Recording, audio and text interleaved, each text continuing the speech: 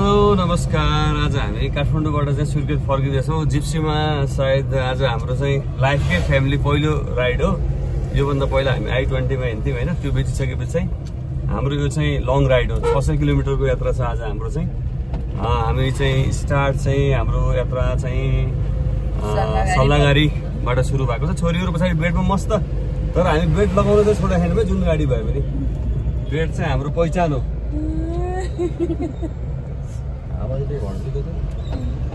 अब जाँदैछौँ हामी।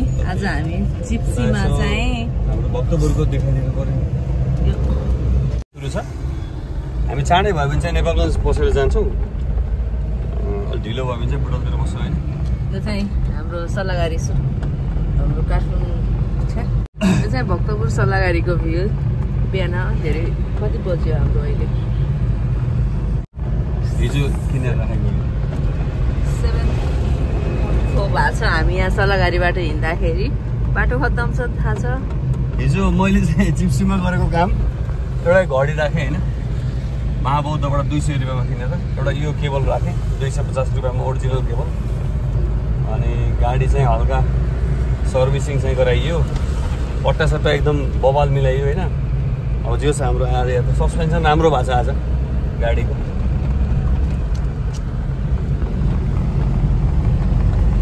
अब जाँदैछौँ कतिखेर पुग्छौँ थाहा छैन, कहाँ बस्छौँ त्यो पनि थाहा छैन हामीलाई। आज हेरौँ कहाँ पुगिन्छ आज जिप्सीको यात्रा।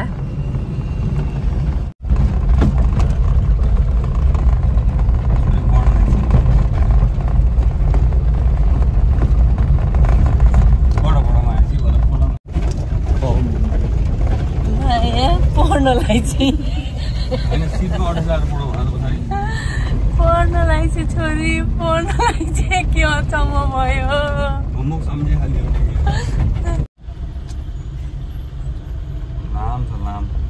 आज गाडी वान वे छ, कति जाम धेरै भएको।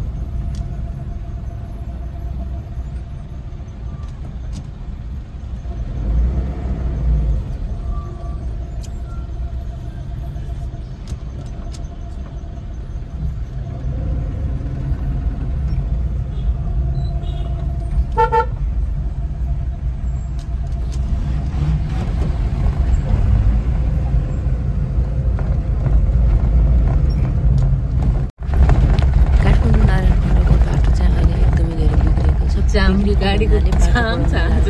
ठाउँमा रोजहरू राखेको छ, बाटोमा ठाउँमा खनिएको छ, जसले गर्दाखेरि चाहिँ बाटो वान वे जस्तो भएको छ। गाडी धेरै रुकेको पनि छैन, स्पिडमा चल्न पाएको पनि छैन। बाटो हेर्नुहोस् त यसरी खनिएको छ, त्यसले गर्दाखेरि पनि वान वे बनाएको छ, जसले गर्दा चाहिँ एकदमै ढिलो भइराखेको छ जानलाई। अहिले चाहिँ हाम्रो ट्राभल एकदमै लामो हुनेवाला छ। आज हामीले सोचेको टाइममा चाहिँ हामी कुनै पनि ठाउँमा पुग्न सक्दैनौँ जस्तो छ अहिलेसम्मको अवस्था हेर्दाखेरि।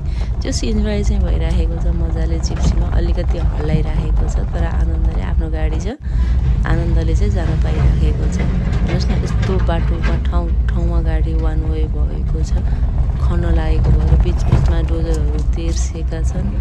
अब त्यही भएर पनि एकदमै हालत खराब छ। बाटो चाहिँ एकदमै झुर पटासै छ।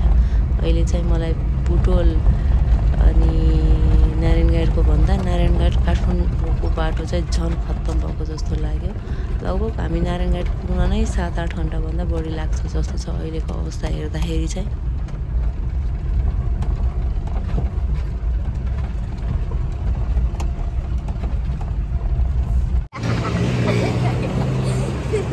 के भइरहेछ? यही जिप्सीमा हामी सर्र काठमाडौँबाट आएको क्या। यो चाहिँ मलेकीको बजार हो। यहाँ चाहिँ माछाको लागि मलेकी एकदमै धेरै फेमस छ। हामी आएको जिप्सी चाहिँ यही हो।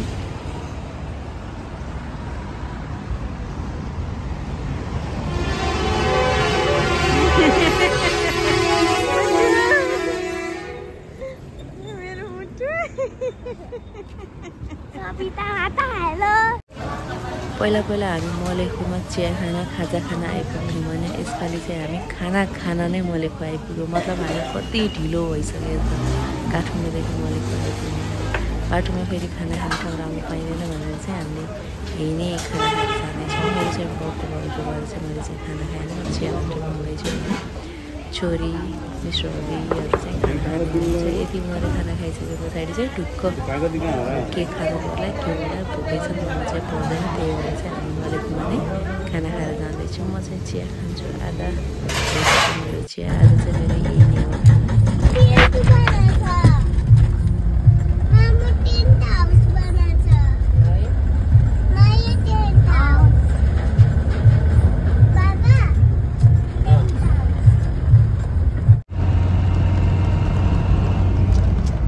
कुनै ठाउँमा चाहिँ बाटो यतिको बनिसकेको छ, सरर हुन्छ 2 मिनट, त्यसपछि फेरि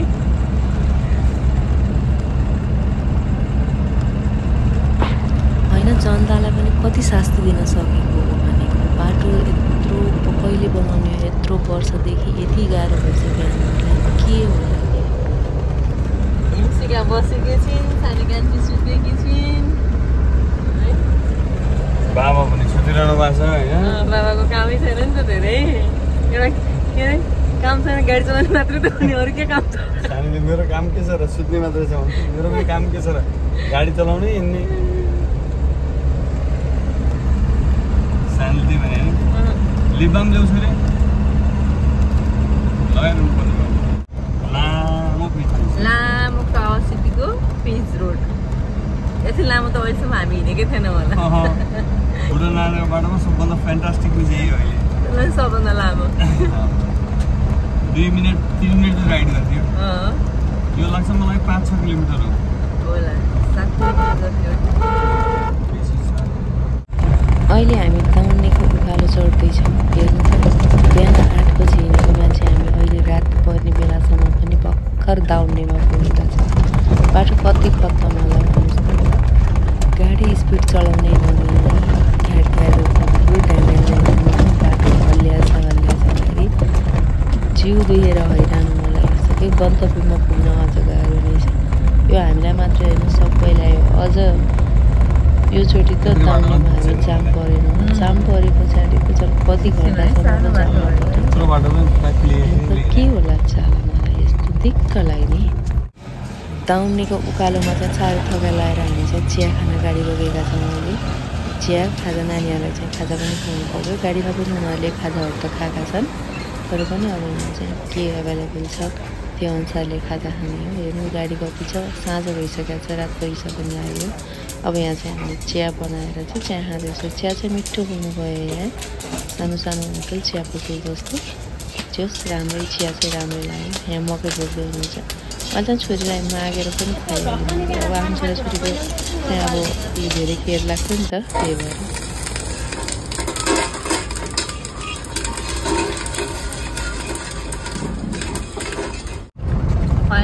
फाइनली हामी बुटोल आइपुग्यौँ। 13 घन्टाको ड्राइभ, 9 बजे ठ्याक्कै गऱ्यो।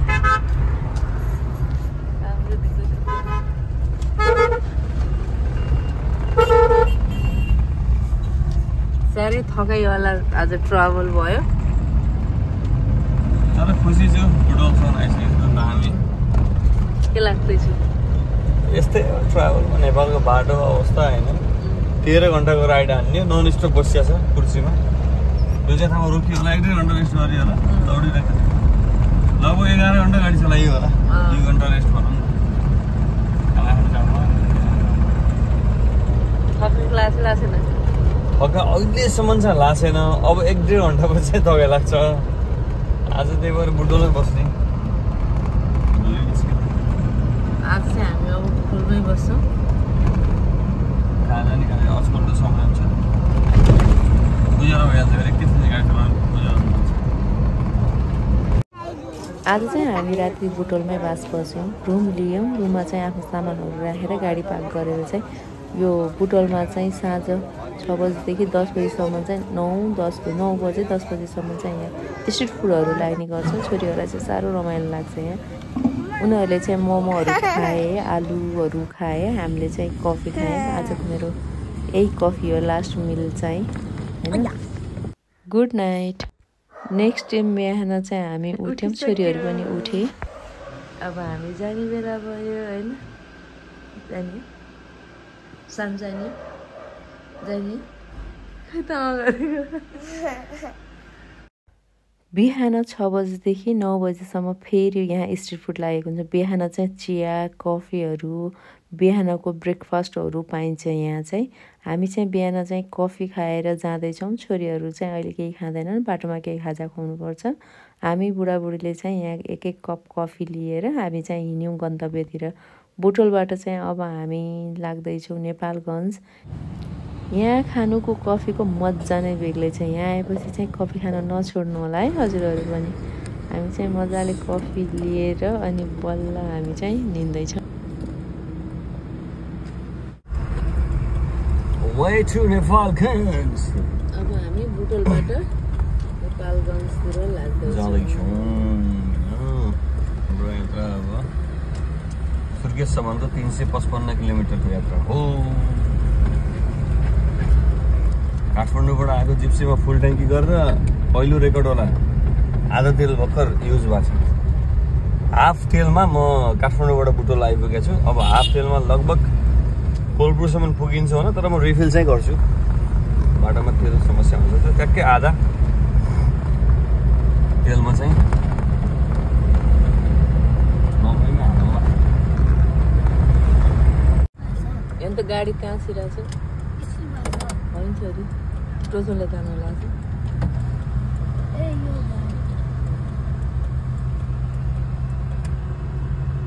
यहाँ चाहिँ गाडी चाहिँ छुट्टै लिकमा हालेर एक्सिडेन्ट बनाएछ। हामीलाई 10-15 मिनट यहाँ ढिलो भइहाल्यो त्यत्तिकै। अब चाहिँ हामी अहिले चाहिँ भालुबाङ आइपुगेका छौँ। यहाँ चाहिँ हामी खाजा खानको लागि एउटा होटलमा छिर्दैछौँ। गाडी रोक्यौँ। जिप्सी अहिलेसम्म राम्रो छ, जिप्सीको अवस्था एकदमै ठिक छ। यही गाडीमा हामी अहिले मजाले काठमाडौँबाट आइराखेका छौँ।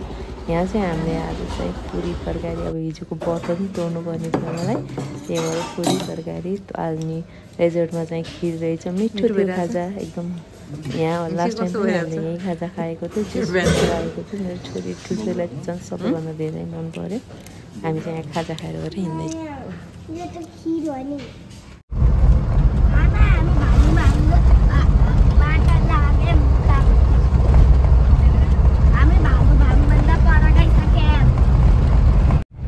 हामी अहिले चाहिँ यहाँ लङमै आइपुगिसकेका छौँ। अहिले चाहिँ यतातिर बाटो चाहिँ ठिकै छ, त्यस्तो नराम्रो छैन, ठिकै छ। तर अलिक क्राउड बढ्दैछ दिउँसो भएपछि। अब चाहिँ हामी कोलपुर आइसकेका छौँ। यो कोलपुरको चौराहा। अब यताबाट चाहिँ हामी नेपालगञ्ज गएर पहिला बालाई भेट्नु छ, मैयालाई भेट्नु छ। त्यसपछि के खाना खाएर केही बेर रेस्ट गरेर चाहिँ हामी सुर्खेततिर लाग्दछौँ। फाइनली हामी घर आइपुग्यौँ, नेपालगञ्ज घर आइपुग्यौँ। यहाँ चाहिँ हामी बाआमालाई भेटेर खाना खाएर त्यसपछि सुर्खेत लाग्छौँ। हामी घर खानासाना खाएर रेस्ट गरेर हामी 6 बजेतिर चाहिँ हामी नेपालगञ्जबाट सुर्खेत हिँड्यौँ। नेपालगञ्ज चाहिँ हामी 1 बजेतिर आइपुगेका छौँ। अब हामी घर पुग्न लागिसकेका छौँ। यो चाहिँ हाम्रो सुर्खेतको बाटो। यो बाटो नेपालगञ्ज सुर्खेतको बाटो त यति धेरै हिँडेर होला, एकदम नजिक लाग्छ, एकदमै नजिक। आफ्नो घर बाटो धेरै हिँडेरै ह्याबिचुअल भएर होला। फाइनली हामी आफ्नो घर चाहिँ आइपुगिहाल्यौँ। तर हामी 2 दिन लगाएर काठमाडौँबाट सुर्खेत पुग्दैछौँ। साह्रै थकाइ लाग्दो यात्रा भयो आजको चाहिँ।